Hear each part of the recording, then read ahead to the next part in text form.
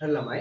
එතකොට මේ අපිට අද තියෙන පාඩම තමයි වර්ගමූලය කියලා කියන්නේ. වර්ගමූලය කියන්නේ අපේ ලේසි පාඩමක්. මේ අපි සාමාන්‍ය වර්ගමූලය කියලා කියන සාමාන්‍ය අදහසකුත් දන්නවා. හරි. එතකොට අපි සාමාන්‍ය දන්න දෙයක් ගැන මේ අද අපිට කතා කරන්නේ වර්ගමූලය.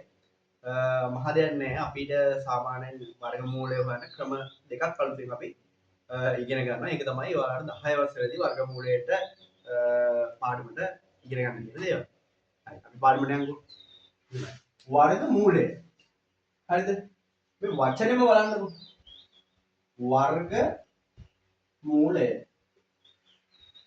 මේ වර්ගයක මූලය නේද වර්ග සංඛ්‍යාවක මුල මූලය කියන්නේ මුලනේ මුල කියන එක තමයි මේකේ අදහස වර්ග සංඛ්‍යාවක මුල හොයාගන්න එක තමයි මේකේ අර අදහස මේ වර්ග මූලය කියන පාඩමේ අපි බලමුකෝ මෙහෙම බලන්න ළමයි දෙවාරයක් දෙක හතරයිනේ දෙක දෙකෙන් වුණාම හතරයි.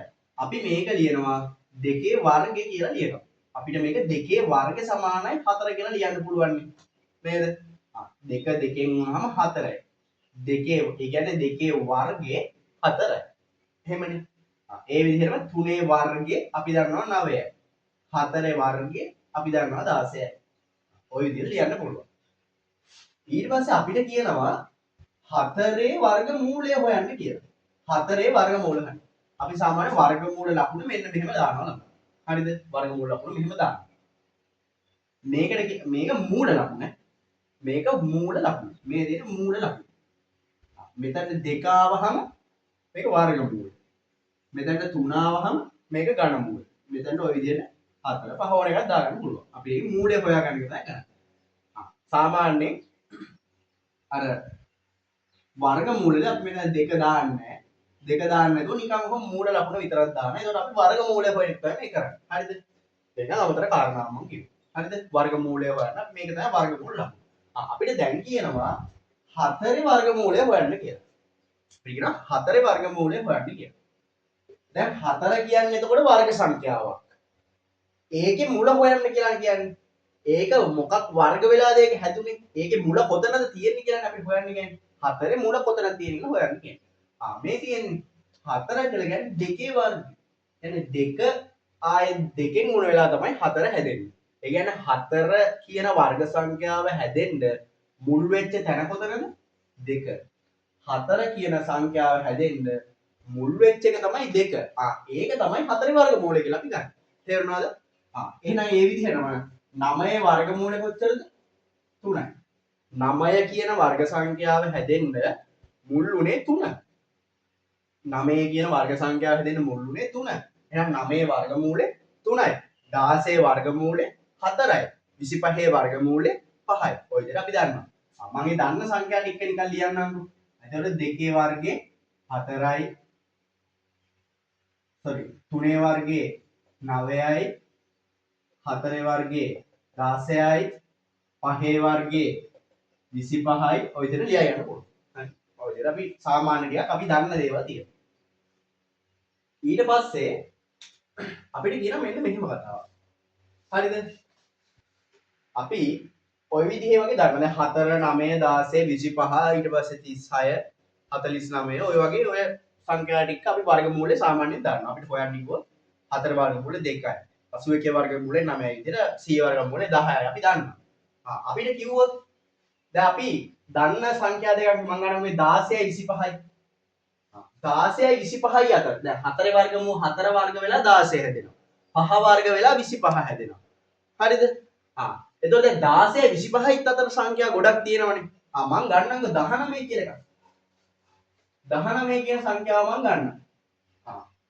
දැන් අපි දන්නවා 16 වර්ගමූලය හොයන්න ගියොත් ඒක 4යි. 25 වර්ගමූලය හොයන්න ගියොත් ඒක 5යි. හරිද? එතකොට දැන් මේ අතර සංඛ්‍යාවක වර්ගමූලය හොයන්න ගියොත් අපි කොහොමද හොයන්නේ? දැන් 4ෙන් 16 හැදෙනවා 5ෙන් 25 හැදෙනවා. එතකොට දැන් මොකෙන්ද 19 හැදෙන්නේ? මොකෙන්ද 20 හැදෙන්නේ? මොකෙන්ද 18 හැදෙන්නේ? අන්න ඒක හොයන්න යන එකට තමයි අපි කියනවා පළමු සන්නිකර්ෂණය හොයනවා කියලා. හරිද? පළමු සන්නිකර්ෂණය හොයනවා කියලා කියනවා අපි. අන්න ඒ අර මැද සංඛ්‍යාවල වර්ගමූලයේ දශම ස්ථාන එකකට හොයනකොට අපි කියනවා පළමු සන්නිකර්ෂණය හොයනවා කියලා. හරිද?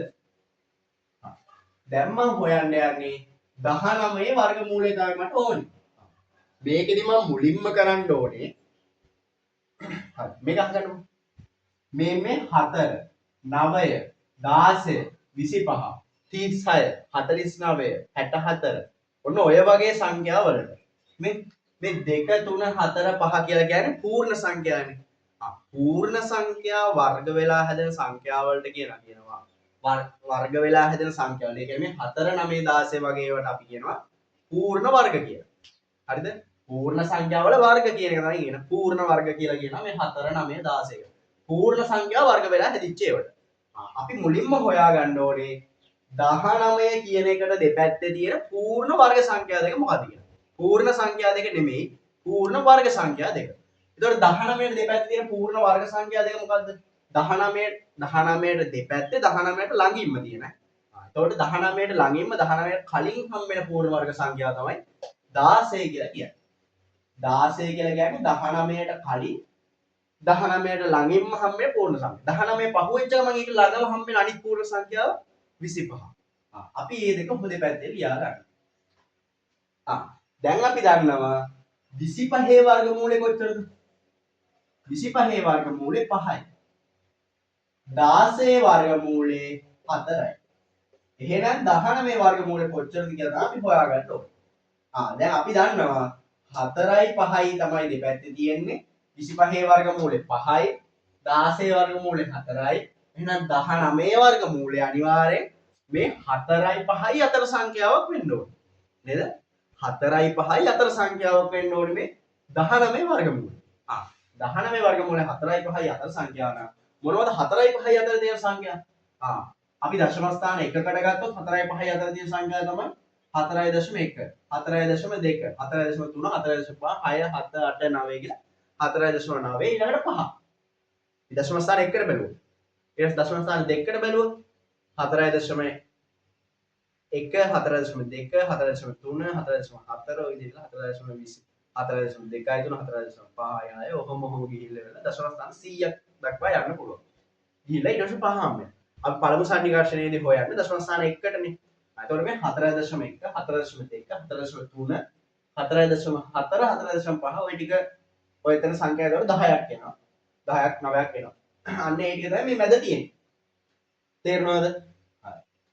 එතකොට අනිවාර්යෙන් 19 වර්ගමූල වෙන්න ඕනේ මේ 4.1 2 3 ඔන්න ඔය ටිකේ එකක්නේ. ඒක තේරුම් ගන්න ඕනේ මුලින්. හරි. අපි ඊට පස්සේ දැන් කරන්න ඕනේ මොකද්ද? අන්නේ හරියටම 4.0 කෝකද කියලා හොයාගන්න ඕනේ. 4.0 කොයි එකද? ඒක තමයි අපි හොයාගන්න ඕනේ. ඒකට අපිට කරන්න වෙනවා මෙන්න මෙහෙම වෙනවා. 4.1 ගුණ කිරීම 4.1 කීයද කියලා හෙව්වා. 4.2 ගුණ කිරීම 4.3 කීයද කියලා හෙව්වා. 4.4 ගුණ කිරීම 4.7 කීයද කියලා හෙව්වා. 4.3 ඊළඟනේ. ඔහොම හොයාගෙන යනවා පල්ලෙහාට. එතකොට එනවා උත්තර තුනක්. උත්තර තුනක් නෙවෙයි ඔක්කොම උත්තර එනවා. හරිද? ඒ එනකොට දැන් ඔහොම ලියා යනවා 4.4 ඔහොම ලියාගෙන යනවා. හරිද? ඔක්කොම ලියන්න ඕනේ නැහැ. අපි මේ 19ට ළඟ උත්තරේ එන එක තමයි හොයාගන්න ඕනේ. හරිද? ඔහොම ලියා යනවා. ඊට පස්සේ ලියා යනකොට අපිට අපි හිතමු මෙන්න මෙහෙම ආවා කියලා. මම මේ හරියක නෙමෙයි මම මේ ආසන්න උත්තරයක් කියනවා. 4.6 ගුණ කිරීම 4.5 ගුණ කිරීම 4.5 කියලා කියන්නේ මම මේ නිකන් හිතලා කියන්නේ හරි උත්තරේ නෙමෙයි මම කියන්නේ ගාන මම පැහැදිලි කරා 4.5 ගුණ කිරීම 4.5 කියලා කියන්නේ 18.6යි 2යි හරිද ඊට පස්සේ අපි 4.6 ගුණ කිරීම 4.6 කියන එක අපි වෙනවා 19.09යි කියන. ඔහොම ආව කියන්නකො. හරි ඔහොම ආව කියන්නකො. ඔහොම එනවා කිව්ව. දැන් එතකොට 18.6යි 2යි 19.09යි අතර නේද මේ 19 කියන එක තියෙන්නේ. දැන් 19ට මැදි වෙලා දෙපැත්තේ සංඛ්‍යා දෙක අපි හොයාගත්තානේ. 4.5 වර්ගය 18.6යි 2යි. 4.6 වර්ගය 19.09යි කියලා එනවා අපිට. මම නිකන් හිතලා උත්තරේ මේක හරිද නැද්ද කියලා මම දන්නේ නැහැ. හරිද? එහෙම. හරි ඔහොම එනවා. දැන් 19 තියෙනවා මේ දෙක අතර. අන්න අපි ඊට කරන්න අපි දැන් කරන්න ඕනේ. ඒතකොට මොකද්ද? මෙන්න මේ විදිහ ලියන් ගිහිල්ලා 19ට දෙපැත්තේ ළඟම සංඛ්‍යා දෙක එන මෙන්න මේව හොයාගන්න ඕනේ. තේරුණාද? අපි 19 මැදි වෙන්න දෙපැත්තට එන දෙක මෙන්න මෙහෙම හොයාගන්න ඕනේ. දැන් මම 4.5 6 7 8 ඔහොම ලියයි යනවා. මට දැන් මෙහෙම මේක පැන්නුවට පස්සේ ආ ඉතුරු ටික ලියන්න ඕනාවක් නැහැ. මොකද මම මේ දෙක හොයාගන්න විතරයි මට ඕනේ. මේ දෙක හොයාගත්තට පස්සේ මම බලන්න ඕනේ මේ දෙකේ 18.6 උයි 19.09 උයි මොකද්ද 19ට ආසන්නම එක 19ට ආසන්නම එක මොකද්ද කියලා හොයාගන්න. හරි 18.6 ඉඳන් 19ට වෙනස කොච්චරක් තියෙනවද? 18.6 ඉඳන් 19ට වෙනස තියෙනවා 0.38ක් 3.8ක් තියෙනවා.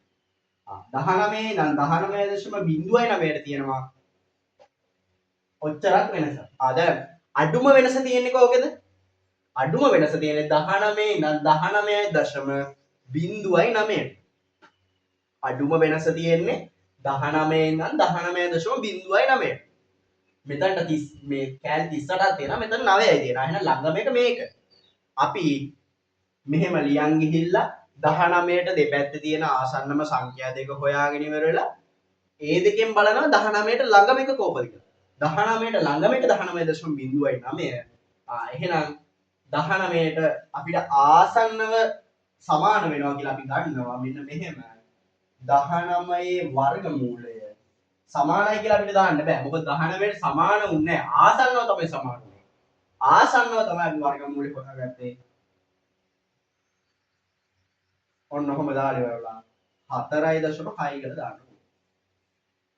ඇත්තටම ඒක දුන්නේ නැහැ. 19.09 වර්ගමූලය තමයි 4.6 කියලා කියන්නේ. හැබැයි අපිට ඕනේ 19 වර්ගමූලය හොයාගන්න. ඒක නිසා අපි ආසන්නව සමානයි කියලා ගත්තා. 19 වර්ගමූලය ආසන්නව සමානයි 4.6. අපිට හරියටම සමානයි කියලා ගන්න බෑ. මොකද 19.09 වර්ගමූලය තමයි 4.6. 19 වර්ගමූලය නෙමෙයි. හැබැයි 19ට ආසන්නව සමානයි. 19 වර්ගමූලයට ආසන්නව සමානයි 4.6. මේකට තමයි කියන්නේ පළමු සන්නිකර්ෂණය හොයනවා කියන්නේ. හරිද?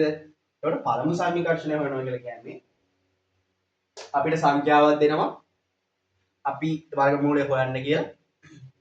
අපි මේ සංඛ්‍යාවට දෙපැත්තේ තියෙන ආසන්නම පූර්ණ වර්ග දෙක හොයාගන්නවා. 16යි 25යි හොයාගන්නවා. ඒ දෙකේ වර්ගමූල මොනවද? 16 වර්ගමූලය 4යි 25 වර්ගමූලය 5යි. අපි ඒක හොයාගන්නවා. ඊට පස්සේ අපි දැන් හොයා ගන්නවා මේ එහෙනම් මේ අපිට හොයන්න දීපු සංඛ්‍යාවේ වර්ගමූලය දැන් එන්න ඕනේ 4යි 5යි අතර සංඛ්‍යාවක්. ඒ කියන්නේ 4යි දශම ගාන. ඊට පස්සේ අපි මොකද කරන්නේ? 4යි දශම ගණන් ටික ලියාගෙන යනවා. 4යි දශම ගණන් වල වර්ග ටික ලියාගෙන යනවා. ලියයි යනකොට අපිට මේ 19ට දෙපැත්තේ තියෙන ළඟම දෙක හොයා ගන්න පුළුවන්. ඒක ආවා කියමුකෝ අපිට මෙහෙම මෙහෙම 18.62යි 19.09 කියලා ආවට පස්සේ අපි කරන්න ඕනේ ඒ දෙකෙන් කෝකද 19ට ළඟම කියලා හොයාගන්න ඕනේ. 19ට ළඟම 19.09. එහෙනම් ඒකට ළඟම එක හොයාගත්තා පස්සේ අපි ඒකේ වර්ගමූලය 19 වර්ගමූලයට ආසන්නව සමානයි කියලා උත්තරේ ගන්න. 19.09 වර්ගමූලය 4.6.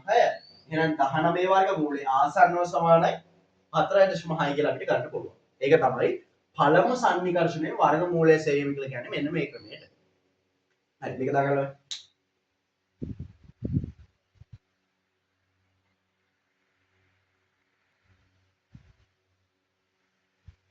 හරි ළමයි. දැන් අපි වර්ගමූලය හොයන ක්‍රම දෙකක් ඉගෙන ගන්නවා කියලා මම කිව්වා. ඒතර පළවෙනි ක්‍රමය තමයි අපි ඉගෙන ගත්තේ පළමු සන්නිකර්ෂණයේ වර්ගමූලය හොයන්නේ. ඒකට අපිට ආසන්නව තමයි ඉතාමත් ආසන්න උත්තරයක් එන්නේ. අපිට ඊළඟට දෙවෙනි ක්‍රමය තමයි මේ බෙදීමේ ක්‍රමයෙන් වර්ගමූලය හොයනවා කියන එක. මේක නිකන් අර අපි පොඩි කාලේ ඉඳන් ඉගෙන ගත්ත දීර්ඝ බෙදීමේ ක්‍රමයට සෑහෙන සමාන ක්‍රමයක්. මේ බෙදීමේ ක්‍රමයෙන් අපිට වර්ගමූලය හොයාගන්න පුළුවන්. අර පළමු සන්නිකර්ෂණයෙන් අපි හෙව්වේ දශම ස්ථාන එකකට මේ බෙදීමේ ක්‍රමයෙන් අපිට දශම ස්ථාන ඊට වඩා වැඩි ගානකට හොයලා ඉවර වෙලා ඉතාමත් ආසන්න උත්තරයක් අපිට මේ අපිට වර්ගමූලය හොයන්න දෙන සංඛ්‍යාවට ගන්න පුළුවන්. අපි බලමු බෙදීමේ ක්‍රමය හොයන්නේ කොහොමද කියලා. හරිද? අපිට බෙදීමේ ක්‍රමයෙන් වර්ගමූලය හොයන්න දුන්නොත් එහෙම අපි මුලින්ම කරන්න ඕනේ දේ තමයි මෙන්න මෙහෙම. අපිට කියමු හිතමු ඉස්සෙල්ලා සංඛ්‍යාම ගන්නකො 19 නෙවෙයි මම ඊට ලොකු එකක් ගන්නකො 10 පොඩි 683 මට කියන්න කොතනද මුලින්ම මේකේ දශම තිත තියෙන්නේ 683 කියන එකේ දශම තිත කොතනද තියෙන්නේ දශම තිත තියෙන්නේ මේ මෙතන 683 කිව්ව සංඛ්‍යාවේ දශම තිත තියෙන්නේ මෙතනනේ හරි ඊට පස්සේ 23.6යි 4යි 2යි 8යි 5 ඔහොම එකක් තියෙනවා ලොකු දශම ගානකුත් එක්ක දැන් දශම තිත කොතනද තිබ්බේ මෙන්න මෙතන ඊට පස්සේ ඔය සංඛ්‍යාවේ දශම තිත කොතනද තියෙන්නේ දශම තිත මේ මැද නැත්තයි දශම තිත තියෙන්නේ මේ කෙලවරේ එහෙම නේද දශම තිත තියෙන්නේ මේ කෙලවරේ ඒ කියන්නේ පූර්ණ සංඛ්‍යාව දශම සංඛ්‍යාව නම් දශම තිත අපිට පේන්න තියෙනවා පූර්ණ සංඛ්‍යාවේ හැම වෙලාවෙම පූර්ණ සංඛ්‍යාව කෙලවරේ තමයි දශම තිත තියෙන්නේ හරිද අපි මේ බෙදීමේ ක්‍රමයේදී මුලින්ම කරන්න ඕනේ අපි දශම තිත තියෙන තැන හොයාගන්න දශම තිත තියෙන තැන හොයාගෙන ඉවර වෙලා අපි මුලින්ම කරන්න ඕනේ දේ තමයි මේ අපිට වර්ගමූලය හොයන්න දීලා තියෙන සංඛ්‍යාව දශම තිතෙන් දෙපැත්තට හරිද දශම තිතෙන් දෙපැත්තට කියන්නේ දශම තිතෙන් දෙපැත්තට මේ දෙපැත්තට සංඛ්‍යා දෙක දෙක එන්න කඩා ගන්න ඕනේ ඒ කියන්නේ මේ පැත්තට දෙකක් කොහොමද මේ පැත්තට ඕ දෙක දෙක දෙක දෙක කඩා ගන්න. එතන මැද ස්ථාන තියාගන්න. 23යි දශම 6යි 4යි 2යි 8යි 5යි. දැන් මේ දශම පැත්තට ඒ කියන්නේ දකුණු පැත්තට කඩනකොට අපි දකුණු පැත්තේව තනි ඉලක්කම් තියන්න බෑ. ඒවා අපි හැම වෙලාවෙම බිඳුවකුත් එක්ක තමයි දාගන්නේ. තේරෙනවද? අපි ඒව හැම වෙලාවෙම බිඳුවකුත් එක්ක දාගන්න ඕනේ. හරි මේක එහෙම එතකොට මේ මැදින් හිස්තැන් තිබ්බ දෙක දෙක කෑලි දෙක දෙක කඩා ගන්න ඕනේ. ඔය තමයි පළවෙනි දේ. මේ පැත්තට එනකොට මේක එහෙම දෙක දෙක කඩාගෙන මේ පැත්තේ කඩන්න ඒව නෑනේ. එහෙම මුකුත් නෑ. මේ පැත්තට කඩමුකෝ අපි. ඔහොම කඩා ගන්න. 2යි 1යි 3යි 3යි 2යි. ඔන්න ඔහොම මේක වෙන් කරගන්න ඕනේ. මේක ගත්තොත් එහෙනම් මේක කොහොමද වෙන් කරගන්නේ? 6යි 8යි 6යි ඔන්න ඔහොම අර දෙකේ දෙකේ ඒවට මේක වෙන් කරගන්න ඕනේ මුලින්ම. හරිද? ඒක තමයි අපි මේ බෙදීමේ ක්‍රමයේදී මුලින්ම කරන්න ඕනේ දේ. හරිද? ඊට පස්සේ අපි බලමු එක සංඛ්‍යාවක උදාහරණ ගන්න. කොහොමද වර්ගමූලය හොයන්නේ කියලා මම ඔයාලට පෙන්නන්නම්.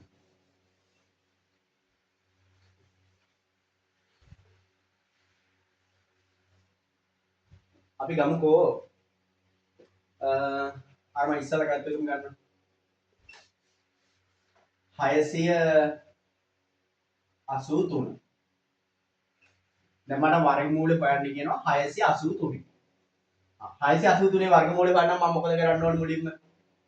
මේ 683 කියන එක මෙන්න මෙහෙම අර දෙකේ දෙකේ ඒවට කඩා ගන්න. දැන් මේ වම් පැත්තට කඩද්දි මේ තනි ඉලක්කම තියන්න පුළුවන්. හැබැයි දශම තිතෙන් එහා පැත්තේ අර දශම ස්ථාන කඩනකොට තනි ඉලක්කම තියන්න බෑ. මේ එහා පැත්තට බිඳුවක් දාගෙන ඒක ඩබල් විදියට තියා ගන්නවා. මේක එහෙම අවුලක් නෑ. මේක අවුලක් නෑ කියන්නේ මේකට බිඳුවක දාන්න බෑ. මේක තනි ඉලක්කම විදියට තියා ගන්න ඕනේ.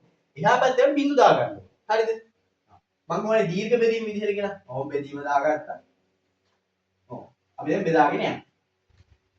හරිද? 683 වර්ගමූලය තමයි අපිට හොයන්න තියෙන්නේ. අපි පළවෙනියට කරන්න ඕනේ. අපිට මේ මුලින්ම තියෙන සංඛ්‍යාව තියෙනවනේ. මෙතන නම් අපිට 6 තියෙන්නේ. දැන් මෙතන ඉලක්කම් දෙකක් තිබිලා අපි හිතමු දැන් 6183 හොයන්න තිබ්බ කියලා. එතකොට මේ කඩන්නේ 61යි 83 කියලානේ. කොහොමනේ? එතකොට අපි සලකන්නේ 61ම. දැන් අපිට 6 විතරනේ තියෙන්නේ. එතකොට අපි 6 ගන්න. අපි බලනවා මුලින්ම බලන්න ඕනේ 6ට ආසන්නම ඊට කලින් තියෙන. 6ට ආසන්නම ඊට කලින් තියෙන පූර්ණ වර්ග සංඛ්‍යාව මොනවද? මම කිව්ව මොනවද පූර්ණ වර්ග සංඛ්‍යා කියන්නේ මොනවද? 4. දෙකේ වර්ගය 4යි. 4 පූර්ණ වර්ග සංඛ්‍යාව. තුනේ වර්ගය 9යි. 9 පූර්ණ වර්ග සංඛ්‍යාව. එකේ වර්ගයත් පූර්ණ වර්ග සංඛ්‍යාව. එකේ වර්ගය 1යි එකත් පූර්ණ සංඛ්‍යාව. පූර්ණ වර්ග සංඛ්‍යාව. එතකොට 6ට කලින් ඒකට ළඟින්ම තියෙන පූර්ණ වර්ග සංඛ්‍යාව මොකක්ද? 4නේ. 4 තමයි ඊට කලින් තියෙන පූර්ණ සංඛ්‍යාව. 4 හැදෙන්නේ දෙවාරයක් දෙකේ. දෙකේ වර්ගයෙන් 4 හැදෙන්නේ. එහෙනම් 4 තමයි 6ට කලින් තියෙන ළඟම පූර්ණ සංඛ්‍යාව. පූර්ණ වර්ග සංඛ්‍යාව. අපි 4 හැදෙන්නේ දෙවාරයක් දෙකේ. ඒක මෙතන දාගන්න. දෙවාරයක් දෙකයි. එක දෙකක් මෙතන අනිත් එක මෙතන. ඒක දාගන්න.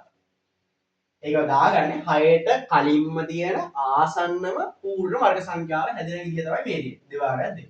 අනිත් සනිත් බෙදීම ක්‍රමය වගේමයි. දෙවාරයක් දෙක 4යි. ඉතුරු 2යි. අපි දැන් අනිත් බෙදීම ක්‍රමයේදී අපි මෙතනින් ඊළඟ සංඛ්‍යාවනේ ගන්නෙ. මෙතනදී අපි එහෙම නෙවෙයි කරන්නේ. මේ ඊළඟ ජෝඩුවම ගන්න ඕනේ පල්ලෙහාට. එහෙනම් මේ දෙකම පල්ලෙහාට ගන්න ඕනේ 283. හරිද? කොහොමද ගන්න? ඊළඟට අපි කරන්නේ මෙන්න මෙතන උඩ මේ පියවරට එනකොට මෙතන උඩ තියෙන සංඛ්‍යාව තියෙනවනේ. මේ පියවරට එනකොට මෙතන උඩ තියෙන සංඛ්‍යාව මොකද්ද දැන්? දෙකනේ තියෙන්නේ. දැනට දෙක විතරයි තියෙන්නේ. එහෙනම් දෙක ගන්නවා. දෙක දෙකෙන් ගුණ කරනවා. දෙවාරයක් දෙක 4යි. මේක අනිවාර්යෙන් නියත. අනිවාර්යෙන් දෙකෙන් තමයි ගුණ කරන්න ඕනේ හැම වෙලාවෙම. මෙතන උඩ තියෙන උඩ සංඛ්‍යා ගොඩාක් තියෙනකොට මේ මුළු සංඛ්‍යාවම දෙකෙන් ගුණ කරනවා. එහෙමයි අපි මේක ගන්න. හරි දැනට දෙක විතරයි තිබ්බේ. දෙක දෙකෙන් ගුණ කරාම 4යි. ඊට පස්සේ අපි මේ මෙතන හිස්තරක් තියා ගන්නවා. මේ හිස්තරට එන්න ඕන සංඛ්‍යාවම තමයි මේ මෙතනට එන්නත් ඕනේ. මේ මෙතනත් හිස්තරක් යන මේ හිස්තැන් දෙකම එකම සංඛ්‍යාව එන්න ඕනේ. මේ හිස්තැනට එන සංඛ්‍යාව හොයාගන්නේ මෙහෙම.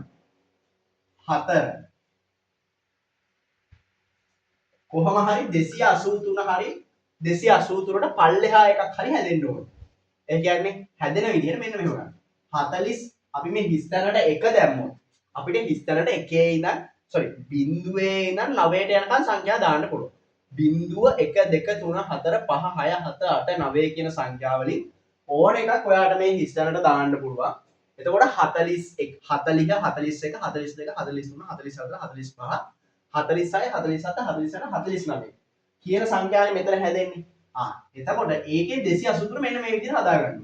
40 මෙතනට 1 දැම්මා නම් ගුණ කරනවා 1කින්. 42 දැම්මා නම් 2කින් ගුණ කරනවා. 43 නම් 3ෙන් ගුණ කරනවා. 44 නම් 4ෙන් ගුණ කරනවා. ඔය විදිහට ගුණ කරලා ඔයා 283 හැදෙනවද කියලා හොයාගන්න. 283 හැදෙනවද කියලා හොයාගන්න. 283 හැදෙන්නේ නැත්නම් 283ට ළඟම හැදෙන සංඛ්‍යාව හොයාගන්න ඕනේ. අපි බලමුකෝ. 283ට ළඟම හැදෙන සංඛ්‍යාව හොයාගන්න ඕනේ. ඒතර අපිට එනවා මේ බලමු මම ඉතින්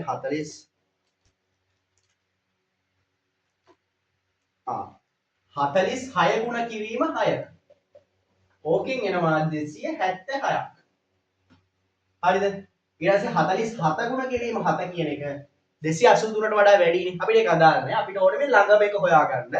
276 තමයි 46 ගුණ කිරීම 6ෙන් හැදෙනවා 276. එහෙනම් අපි මේ හිස්තැනට දානවා 6. මෙතනට දානවා 6. 6 වාරයක් 46 කියලා කියන්නේ 276යි.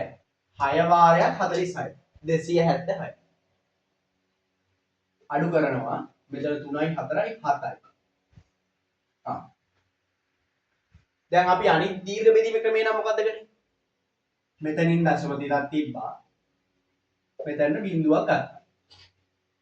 මෙතනදී අපි එහෙම නෙමෙයි කරන්නේ.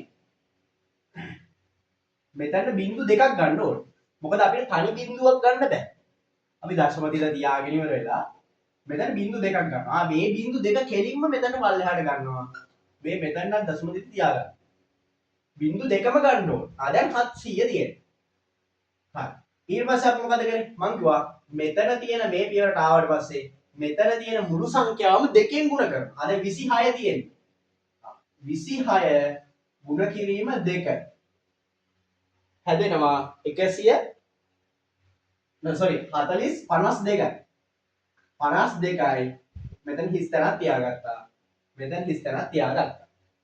52 තමයි හැදෙන්නේ. අපි දැන් බලන්න ඕනේ 520 ගණන් වලින් 700 හැදෙන්නේ කොහොමද කියලා. දැන් මෙතනට බිඳුව 1 2 3 4 දැම්මම පස්සේ ඒක ඒකෙම ගුණ වුණාම 700 ගණන් හැදෙන්නේ මේ. 700 හැදෙන්නේ මේ. 520 ගුණ කිරීම බිඳුවෙන්ද හැදෙන්නේ. 521 ගුණ කිරීම 1කින්ද හැදෙන්නේ. 522 ගුණ කිරීම 2කින්ද හැදෙන්නේ කියලා බලමු. එතකොට අපිට එනවා 521 ගුණ කිරීම 1 කියලා කියන්නේ 521යි. 522 ගුණ කිරීම 2 කියලා කියන්නේ 1000 ගාණක් යනවා. එහෙනම් හරියන්නේ නැහැ. අපිට ගන්න වෙන්නේ 1 තමයි. එහෙනම් මෙතනටත් 1 දාගන්න ඕන. 521 ඒවා එකක් 521යි. හරිද? මෙතන අඩු බැලුවා. ඒකද 21යි කියලා කියන්නේ 79යි. 179. ඊට පස්සේ ආයෙත් මෙතන බිංදු දෙකක් දාලා ඉවරලා අපි ඒ කෙලින්ම මෙතනට ගන්නවා මේ බිංදු දෙක. බිංදු දෙක දෙක තමයි හැම වෙලාවෙම ගන්න ඕනේ. ඊට පස්සේ දැන් මෙතන තියෙන්නේ මේ පියවරට ආවට පස්සේ මොකද කරන්නේ? දැන් තියෙන්නේ මේ දශම තිත ගැන හිතන්න එපා. 261 තියෙනවා. එහෙනම් 261 දෙකෙන් ගුණ කරන්න ඕනේ. 261 ගුණ කරනවා දෙකෙන්. එතකොට එනවා 522ක්. මෙතන හිස්තැනක් එනවා. එතකොට 5000 ගාණක් එනවා. 5220 කීයද කියලා හොයලා ඒක ගුණ වුණාම මේ 1,7960 විදිහ හොයාගන්න ඕනේ. මෙතන 3 එන්නේ. එතකොට 5220 3ෙන් ගුණ කරාම එනවා 9යි 6යි 6යි 15යි 15669ක් එන්නේ. ඊට පස්සේ ඒක මෙතනින් ලිව්වා. අඩු කරලා කොහොම පල්ලෙහාට හොයා යන්න පුළුවන්. ඒකට මෙතනට එනවා 3. හරිද? හරි. ඔය විදිහට නිකන් බෙදා යන්න තියෙන මං නිකන් ඔයාලට සරල විදිහට කිව්ව බෙදාගෙන යන්න. හරිද? එතකොට අපිට 600 මේකේ තමයි හරියටම උත්තරේ ගන්න බෑ. හරියටම උත්තරේ ගන්න බෑ. 683 වර්ගමූලේ එනවා අපිට එතකොට 26.1.3 කියලා ගන්න පුළුවන්. හරි සෑහෙන දුරට ආසන්න උත්තරයක් එනවා. හරි ඒකට අපිට සමාන කිරීම දාලා ලියා ගන්න පුළුවන්. 26.1.3 කියලා වර්ගමූල එනවා 683. බෙදීමේ ක්‍රමය. මම ආයෙ පාරක් මේක මුල ඉඳන් කියන්නම් මේ බෙදීමේ ක්‍රමය. ඔච්චර අපිට ඉගෙන ගන්න තියෙන්නේ. බෙදීමේ ක්‍රමය මම එකපාරක් ආයෙ කියන මෙතන පල්ලෙහාට වලට ඕන තරමක් කරා යන්න පුළුවන්. හරිද? 683 වර්ගමූල හොයන්න තියෙන අපි මොකලින්ම ගන්නවා දශම තිත හොයාගෙන දශම තිතෙන් දෙපැත්තට අර දෙක දෙක කඩා ගන්න ඕනේ. ඊට පස්සේ බලනවා 6ට ආසන්නම ඊට කලින් තියෙන පූර්ණ වර්ග සංඛ්‍යාව මොකද්ද? ඒක 4. 4 හැදෙන්නේ දෙවාරයක් දෙකකින්. දෙවාරයක් දෙක කියලා එතන දැම්මා. දෙවාරයක් දෙක 4යි ඉතුරු 2යි. මෙතන මේ ජෝඩුවම පල්ලෙහාට ගන්න ඕනේ 283යි. 280 ඊට පස්සේ මේ 283 තියලා මෙතන තියෙන සංඛ්‍යාව දෙකෙන් ගුණ කරලා 4 හැදෙනවා. මෙතන හිස් තැනක් තියාගත්ත ඒ හිස් තැනම මෙතනට එනවා. එතකොට 46 වාරයක් 6න් හැදෙනවා 276. ඒ 6 මෙතනට දැම්මා. එතකොට 46 වාරයක් 6 276යි. ඉතුරු 7යි. දශම දෙක තියාගත්ත බිංදු දෙකක් ගන්න ඕනේ පල්ලෙහාට. ඊට පස්සේ ආයෙත් බලුවා 26 ඒවා දෙකක් 52යි. හිස් තැනක් තියාගත්ත ඒ හිස් තැන මතන්නත් එනෝනේ. 521 ඒවා එකකින් තමයි 700ට අඩු සංඛ්‍යාව හදා ගන්න පුළුවන් අපිට. 521මයි හැදෙන්නේ එතකොට. ඒ සාහිත්‍ය දුරු ගිහලා ඒ විදිහට හදාගෙන යන්න බෑ. මෙතන මේ 261 ඒවා දෙකක් ගන්න ඕනේ. දශම තිත අමතක කරලා නිකම්ම ගුණ කරන්න ප්‍රශ්නයක් නැහැ. ඒ විදිහට සුළු කරගෙන යනකොට අපි දශම ස්ථාන දෙකකට හොයාගත්තා. අපිට ඊට වඩා එච්චර වැදගත් නැහැ. දශම ස්ථාන දෙකකට විතර හොයාගත්තා. සෝවාර කෙලින් උත්තරය ගන්න පුළුවන්. 683 වර්ගමූලය සමානයි 26.1.3 කියලා. හරිද? දැන් අපි ක්‍රම දෙකක් ඉගෙන ගත්තා. පළවෙනි එක පළමු සන්නිකර්ෂණයේ වර්ගමූලය හෙවීම. දෙවැනි ක්‍රමේ මේ බෙදීමේ ක්‍රමයේ වර්ගමූලය හෙවීම. මේ දෙකම හරිම ලේසි. ඔයාලට එච්චර අමාරු නැහැ. ඉක්මනට තේරුම් ගන්නත් පුළුවන්. මම හිතලා තේරෙන්නේ නැති මේක බලාගෙන මේක හදාගෙන ඔයාලට ගණන් try කරලා බලන්න. දශම දිගෙන් දෙපැත්තට දෙක දෙක කඩා ගන්න ඕනේ. තේරෙනවද? හරි.